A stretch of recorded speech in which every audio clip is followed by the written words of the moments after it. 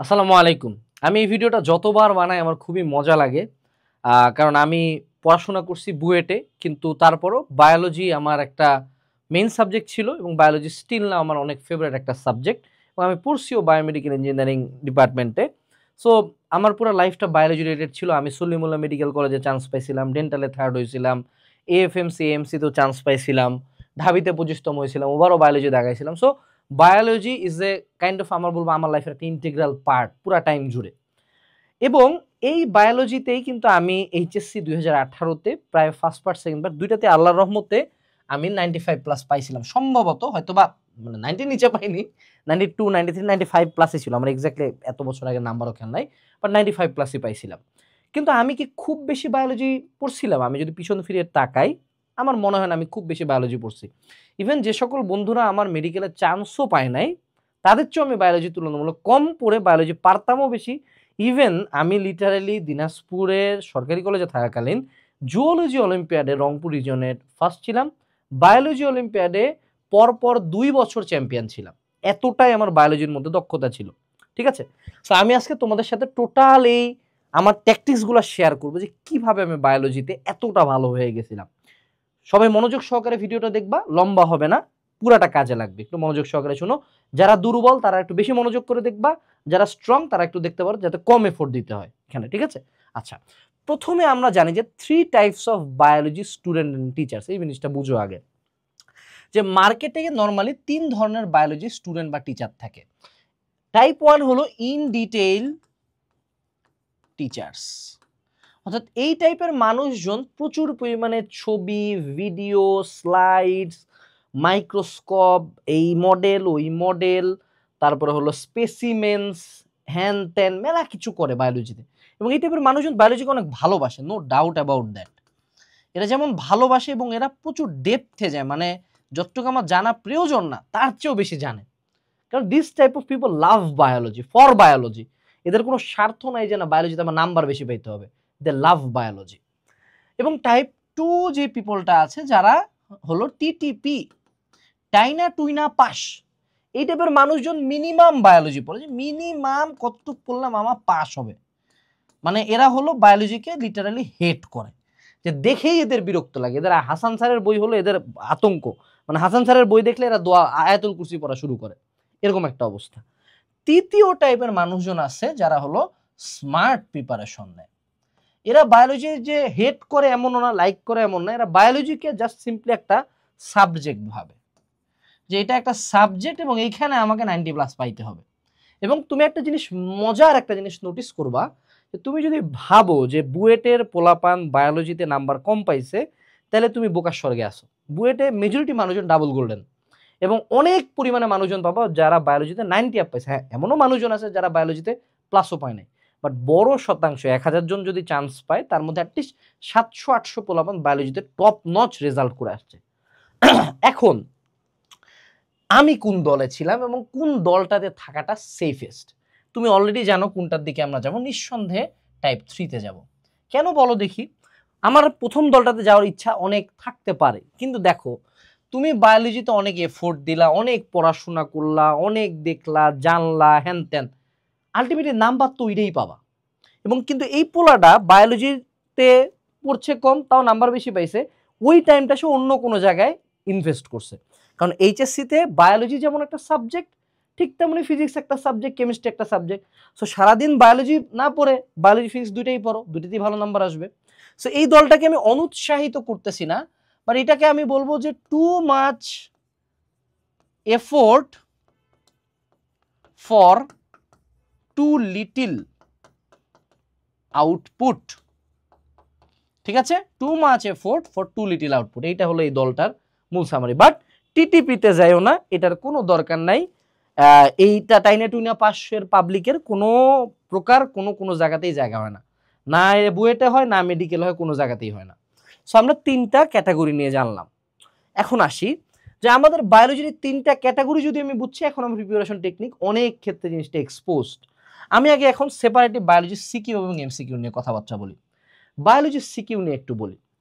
যদি গোটা বাংলাদেশের কোনো একটা সাবজেক্টের সিকিউ 100% মানে মানে 80 না কিন্তু 100% প্রেডিক্ট করা যায়, সেটা হলো বায়োলজি সিকিউ। 100% প্রেডিক্টেবল। মানে লিটারালি আমি তোমাকে আজকে এই ভিডিও চলাকালীন কিছু টপিকের কথা বলি। হাইড্রার চলন, হাইড্রার অন্তঃস্তরের কোষ, নিডোসাইটের গঠন গেল, এই 3টা টপিক। রুই মাছের বায়ুথলি, রুই মাছের হার্ট।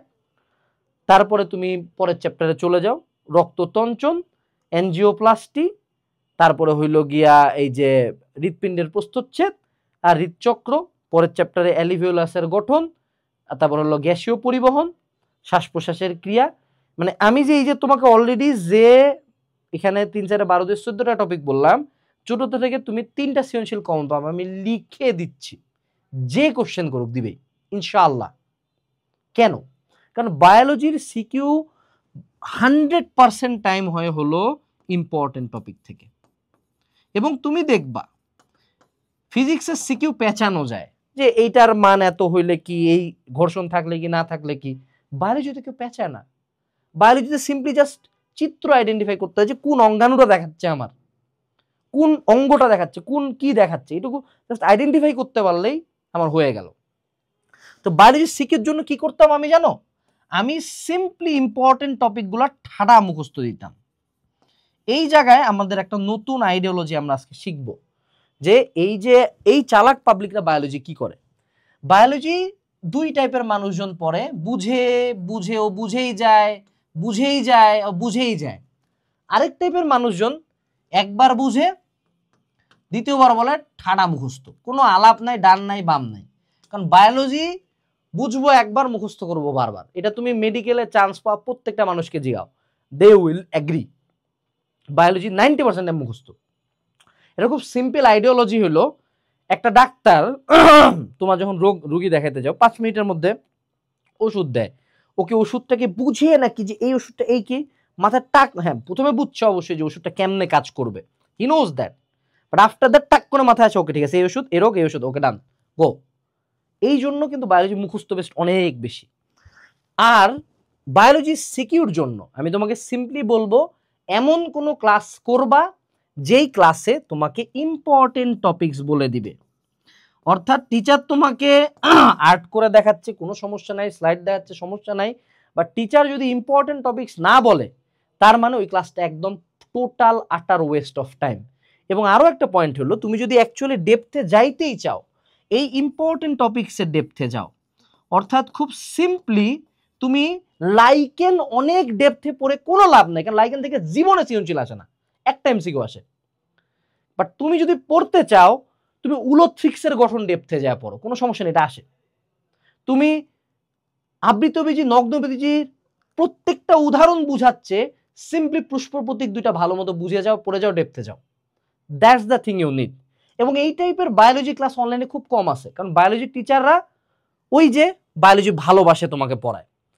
কিন্তু আমাদের যে একাডেমিক অ্যাডমিশন কোর্স, এখানে যেখানে তোমরা 12 ধাপের ক্লাস পাবা, অলরেডি 11,000 প্লাস মানুষজন আছে, এখানে 10,000 লেখা আছে, বাট অ্যাকচুয়ালি আরো প্রতিদিন বাড়তেছে, প্রতিদিন প্রায় 250 জন করে ভর্তি হয়।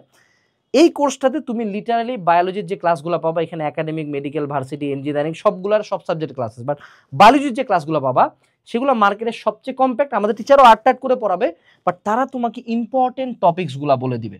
সো যারা এই একাডেমিক অ্যাডমিশন কোর্স নেও নাই, ফেসবুকে লাইভ ক্লাস করে বেড়াও, তারা কিন্তু এই কোর্সটা নিলে আমাদের অ্যাপে বসে ক্লাস করতে পারবা। এবং ট্রাস্ট মি, এতবার যদি আমি বলার পরে এই কোর্সটা না নাও, তুমি যে কি মিস আউট করতেছো তুমি জানো না। ইভেন 26 ব্যাচ স্টিল না আমাদের একাডেমিক অ্যাডমিশন কোর্স নেয়, যদিও তাদের রিভিশন সামনে। তাহলে এতটা ইম্পর্টেন্ট এই কোর্সটা। তুমি যেই ব্যাচে হও না কেন, ডিসক্রিপশন থেকে একাডেমিক অ্যাডমিশন কোর্স নিতে পারো। বছর শেষে নিলে আমাদের কুপন হলো সেল 30, ইয়ার এন্ড সেল চলতেছে আমাদের 30% ডিসকাউন্টে। আচ্ছা, এরপরে আমরা আসি বায়োলজি সিকিউর ক্ষেত্রে। তো আমি যখন এইচএসসিটা পার করলাম, আমার বায়োলজির এই সিকিউর টেকনিকগুলো রাশেদ ভাইয়া মোটামুটি ভালো শিখাইছিল। সো তার একটা নোট ছিল, সে কিছু কোশ্চেন লিখে দিছিল। এবং বায়োলজি কিন্তু সিকিউ আকারে আসে না, ডিরেক্ট কোশ্চেন, এটার গঠন, এটার গঠন, এটার প্রস্তুচ্ছেদ, এটার প্রস্তুচ্ছেদ, রাইট? সো এই টাইপের একটা বই আছে আমাদের, এটা রকমারি বেস্ট সেলারে তুমি দেখবা। সিম্পলি একাডেমিক বইয়ের ক্যাটাগরিতে যে এই বইটা জাস্ট সিম্পলি দেখবা, প্রতিবার হ্যাশট্যাগ নাম্বার 1 থাকে, পাশে লেখা থাকে, মানে লিটারালি এটা মানুষজন কুত্তার মতো কিনে। এই বইটা 300 পেজের, গইনা গইনা এখানে প্রতি চ্যাপ্টারে 10টা করে ফার্স্ট পার্ট সেকেন্ড পার্ট মিলায় মোটামুটি 100 মতো কোশ্চেন আছে। 100টা কোশ্চেন তুমি আল্লাহর ওয়াস্তে মুখস্থ করে যে আমি তোমাকে কথা দিচ্ছি ভাইয়া বা আপু, তোমার না কলেজের পরীক্ষা আটকাবে, না তোমার এইচএসসি পরীক্ষা আটকাবে, জীবনে একটা সিকিউ এই বইয়ের বাইরে আসবে না ইনশাআল্লাহ। ইনশাআল্লাহ, এটা কোনোদিন মিস যায়নি আমাদের। So biology notes QnA biology notes এই বইটা যদি কিনতে চাও, এটারও কুপন কিন্তু সেল 30। এখনই অর্ডার করতে পারো যারা যারা দেখতেছো। খুব কম দাম বইটার, দামও বেশি না, সবচেয়ে শর্টেস্ট সিকিউ বই এটা। এখন আসলে আমাদের বায়োলজি এমসিকিউতে কি করব? এই জায়গায় আমাকে প্রথমে বুঝতে হবে, আমার প্রথম জানতে হবে এইটা যে সব লাগে না। যেমন সিকিউতে আমার সব লাগে না, এমসিকিউতে সব লাগে না।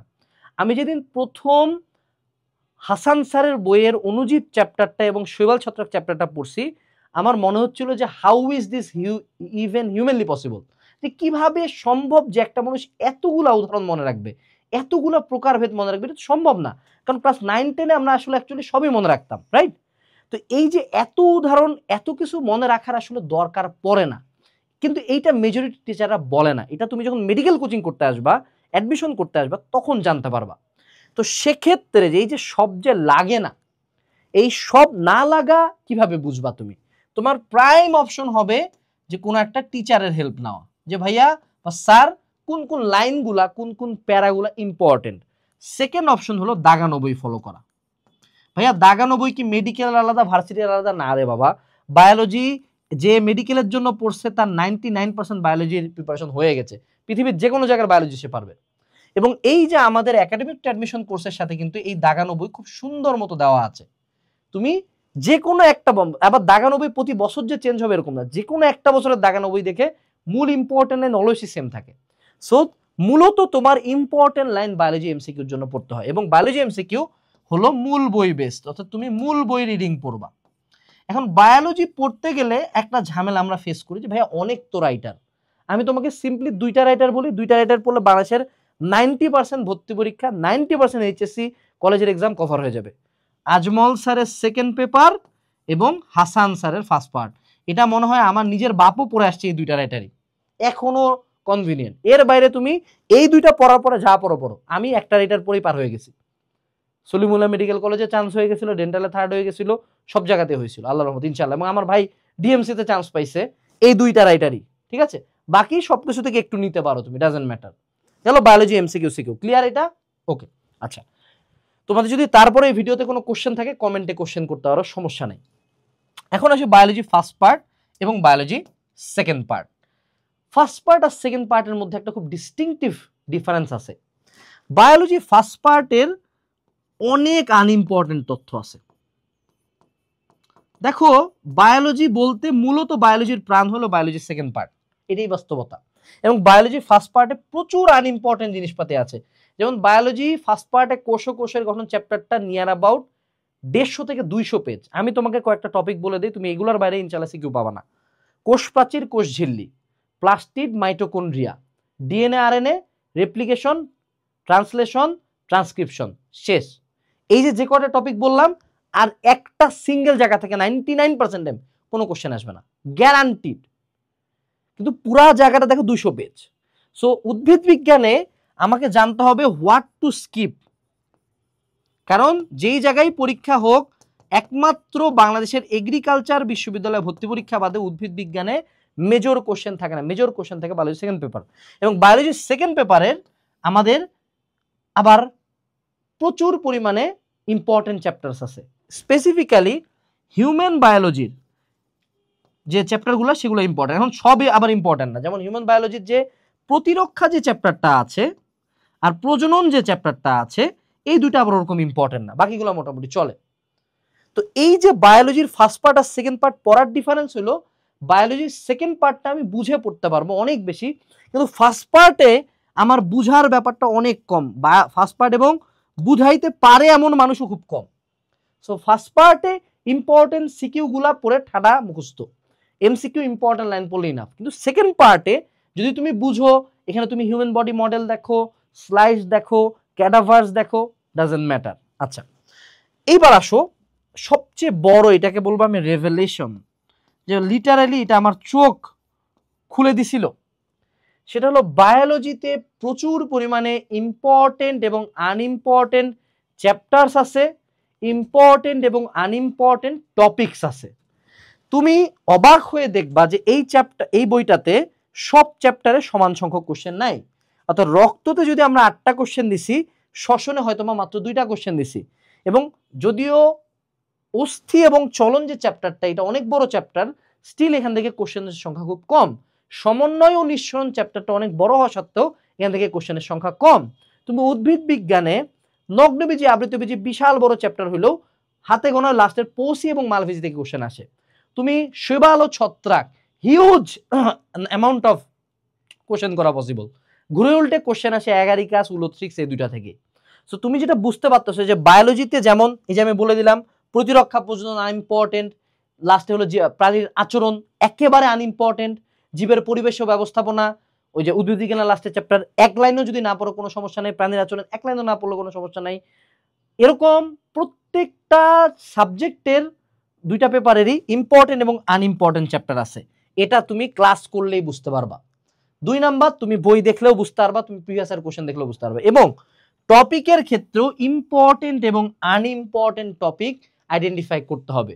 সবচেয়ে মজার কথা, বায়োলজির সিকিউ এবং এমসিকিউর ইম্পর্টেন্ট টপিকস প্রায় সেম, অর্থাৎ ওই টপিকগুলোই তোমাকে ডেপথে জানতে হয় মেজরিটি অফ দ্য কেস। এবং বায়োলজির কিছু ইম্পর্টেন্ট এমসিকিউর জন্য টপিক বলে দিই আমি তোমাকে, যেগুলো মেজরিটি অফ দ্য টাইম এগুলো থেকে কোশ্চেন করে।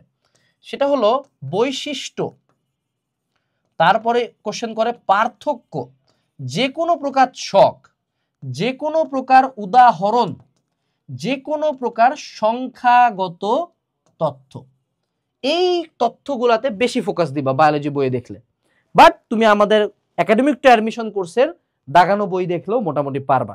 এই কোর্সটাতে লিটারালি আমরা নিয়ার অ্যাবাউট 20,000 প্লাস টাকার ভ্যালু কিন্তু দিছি লিটারালি একটা কোর্সের মধ্যে। আচ্ছা, এখন আমরা বায়োলজিতে কিছু সর্বশেষে রাইটিং টেকনিক্স সম্বন্ধে জানবো। যে আচ্ছা ঠিক আছে ভাইয়া, সব পড়ছি, সব বুঝছি ভাইয়া, এখন কিভাবে লিখলে নাম্বার পাবো। বায়োলজির ক্ষেত্রে প্রথম যেটা জানতে হবে সেটা হলো সাইজ ম্যাটার্স। বায়োলজি তোমাকে বড় করে লিখতে হবে, যত বড় লিখবা নাম্বার তত ভালো আসবে। 2 নাম্বার তোমাকে ছক করতে হবে এবং প্যারা করতে হবে। ধরে নাও তোমাকে পার্থক্য লিখতে বলছি, অবশ্যই ছক করো। তোমাকে ধরো তুলনা করতে বলছি, প্যারা করো, নাম্বার বেশি আসবে।